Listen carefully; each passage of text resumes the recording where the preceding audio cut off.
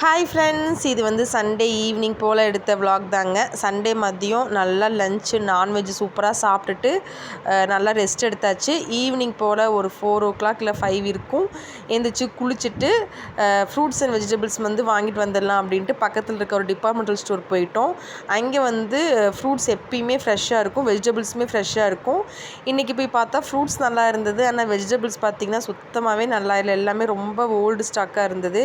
Okay அப்படின்ட்டு வீட்டுக்கு தேவையான ஒரு சில கிராசரிஸ் ஐட்டமும் இந்த ஃப்ரூட்ஸ் மட்டும் வாங்கிட்டோம். வெஜிடபிள்ஸ் வந்து பக்கத்துலேயே வந்துட்டு மார்க்கெட் இருந்தது, வெஜிடபிள் மார்க்கெட் இருந்துச்சு.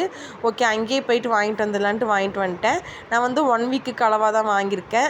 ஹஸ்பண்ட் வந்து டயட்டில் இருக்கிறதுனால மேக்ஸிமம் லஞ்ச் வந்துட்டு ஃபிஷ்ஷு வந்துட்டு ஸ்டீம் பண்ணி எடுத்துப்பார். ஈவினிங் இல்லை நைட்டு தான் வந்துட்டு இந்த வெஜிடபிள்ஸ் ஃப்ரூட்ஸ் மட்டும் எடுத்துப்பார்.